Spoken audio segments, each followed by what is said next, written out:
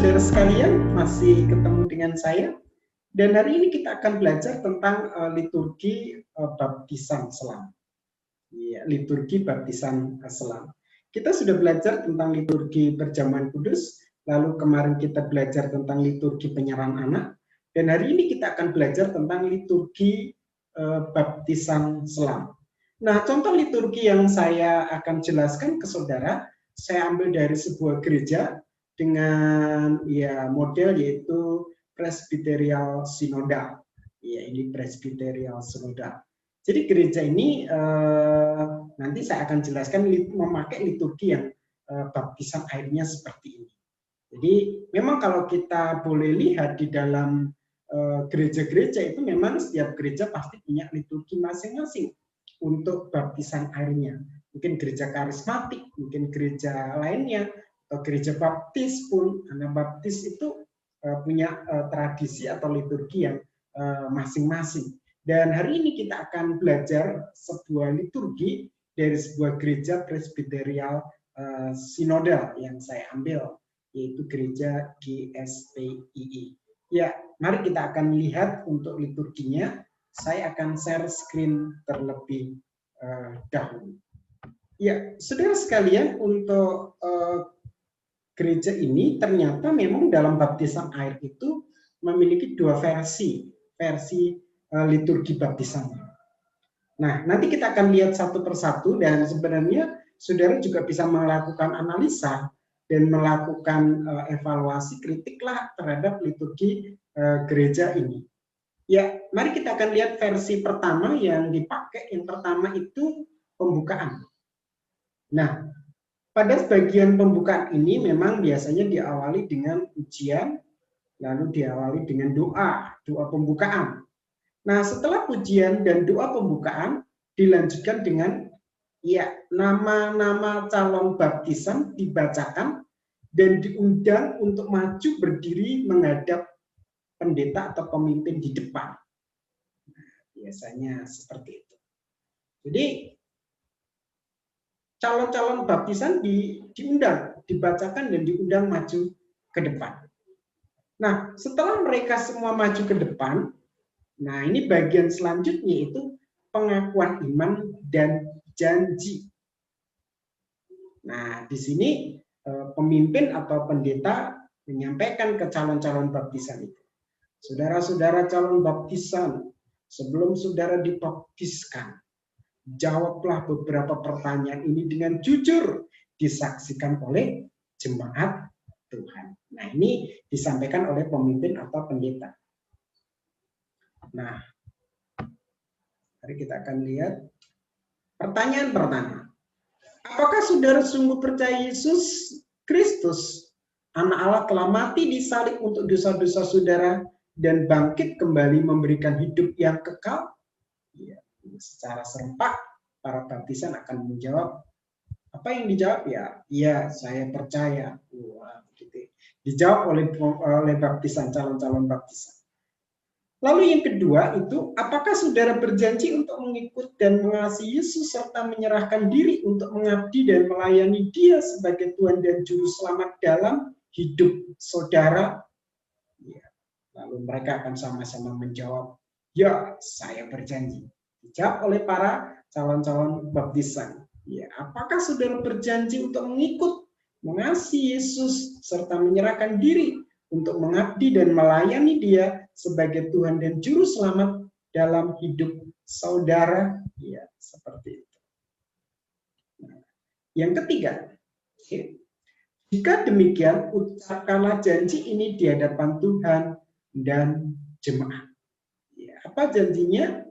Dengan pertolongan Allah Bapa, Anak, dan Roh Kudus, aku, ya, calon baptisan menyebutkan namanya, berjanji untuk mengasihi dan mengikuti Yesus serta menyerahkan diri untuk mengabdi dan melayani Dia sebagai Tuhan dan Juru Selamat dalam hidup saya selama-lamanya. Nah, ini merupakan proses janji yang disampaikan atau diucapkan oleh calon-calon baptisan di hadapan Tuhan dan jemaat. Nah, setelah itu, nah, ini pembacaan ayat pesan dan doa petugas. Nah, di sini pembacaan ayat pesan dan doa. Petugas atau orang yang ditunjuk membacakan ayat pesan satu atau beberapa calon baptisan lalu mendoakan. Atau masing-masing membaca sendiri ayat pesannya lalu petugas mendoakan. Setelah itu mereka dipersilahkan duduk kembali menunggu giliran masuk ke kolam. Ya, jadi seperti itu. Mari kita lihat bagaimana prosesnya waktu mereka dibaptis, ya pembaptisan ke dalam air. Nah, pembaptis atau orang yang membaptis sudah posisi di dalam kolam, lalu dipanggillah calon baptisan satu persatu, dipanggillah satu ya. Lalu masuk di kolam. Lalu pembaptis angkat tangan kanan dan berkata, ini prosesnya, atas dasar perintah Tuhan Yesus Kristus dan imanmu kepadanya, maka saya membaptis saudara dalam nama Bapa, Putra, dan Roh Kudus, di dalam nama Tuhan Yesus Kristus. Amin. Lalu tubuh calon baptisan tadi diselam hingga basah seluruhnya oleh air. Setelah itu tubuh baptisan diangkat kembali dan ya mulai sekarang berjalanlah dalam hidup baru dengan Tuhan Yesus selama-lamanya. Nah, ini proses yang dilakukan ya untuk setiap orang yang dibaptis seperti ini. Ini di dalam gereja ini. Memang untuk dibaptisnya biasanya akan ditenggelamkan begini, ya. Mati bagi Kristus, bangkit untuk Kristus. Ya. Jadi beda. Memang kalau ada yang juga diturunkan begini, tapi ada yang di Islamnya modelnya ditenggelamkan seperti ini. Nah, satu persatu pembaptis yang dibaptis ini tadi dibaptis dengan sistem seperti ini. Setelah semuanya selesai, ya akhirnya ditutup, diakhiri dengan nyanyian jemaat dan doa penutup. Ya, saya rasa ini liturgi yang cukup simpel sebenarnya, tapi memang agak lama waktu ya pembaptisan ke dalam air, karena satu persatu akan dibaptis seperti ini tadi. Dengan dibacakan ya, atas dasar perintah Tuhan Yesus Kristus dan imanmu kepadanya, maka saya membaptis saudara dalam nama Bapa, Putra, dan Roh Kudus. Dalam nama Yesus Kristus, amin. Setelah bangkit diangkat, mulai sekarang berjalanlah dalam hidup baru dengan Tuhan Yesus selama-lamanya. Lalu satu lagi. Ya, seperti itu sampai selesai. Nah, mari kita akan lihat untuk pembaptisan versi kedua, liturgi pembaptisan air versi yang kedua. Diawali dengan pembukaan, ya, ada pujian, lalu doa pembukaan, lalu dipanggillah calon baptisan, dibacakan, lalu diundang berdiri menghadap pendeta di depan. Sama. Setelah itu pembacaan ayat pesan dan doa. Petugas membacakan ayat pesan satu atau beberapa calon baptisan lalu didoakan. Atau masing-masing membaca ayatnya sendiri, ayat pesan tadi, lalu petugas mendoakan. Setelah itu mereka dipersilakan duduk kembali menunggu giliran masuk kolam. Ini seperti itu. Lalu proses pembaptisan dalam air. Ini kayaknya lebih simpel dari yang pertama tadi ya. Apa bedanya sih? Mari kita lihat. Kalau yang pertama tadi ada pengakuan iman dan janji. Jadi setelah mereka dipanggil ke depan, dibaca, lalu ada pengakuan iman dan janji. Ya, seperti ini ya. Ada janji. Tapi untuk versi yang kedua itu tidak. Jadi setelah maju di depan, lalu dibacakan ayat pesan. Ayat pesan itu ayat emas untuk tiap calon baptisannya. Lalu didoakan dan doa. Nah, bagaimana proses pembaptisan ke dalam air, setelah baptisan ya, yang dibaptis itu masuk ke dalam kolam, pembaptis berkata, saudara, siapa? Apakah saudara sungguh percaya Yesus Kristus, Anak Allah, dan menerima Dia sebagai Tuhan dan Juru Selamat?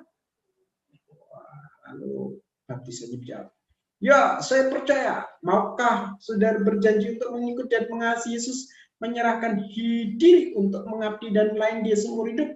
Ya, saya percaya. Wah, saya siap. Kemudian pembaptis angkat tangan dan berkata, atas dasar perintah Tuhan Yesus dan imanmu kepadanya, maka aku membaptis saudara dalam nama Bapa, Anak, dan Roh Kudus. Di dalam nama Tuhan Yesus Kristus. Amin. Itu baptisan Islam. Lalu diangkat.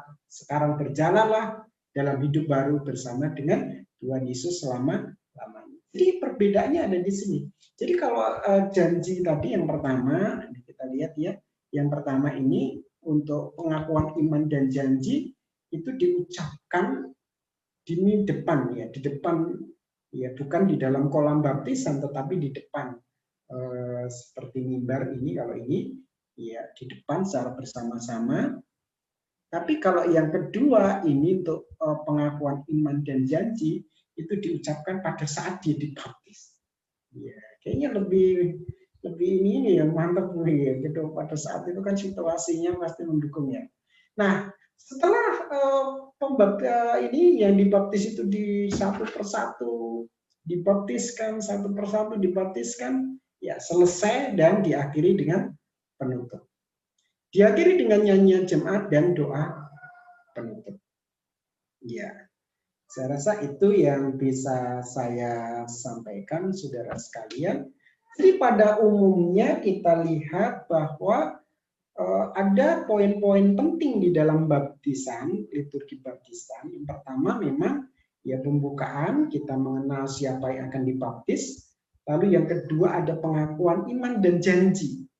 Nah, kalau liturgi 1 itu pengakuan iman dan janji dilaksanakan di altar di hadapan jemaat dan pendeta waktu itu, lalu baru mereka dibaptis. Tapi yang kedua itu pengakuan iman itu dan janji itu dilaksanakan pada saat di kolam, ya kolam baptisan.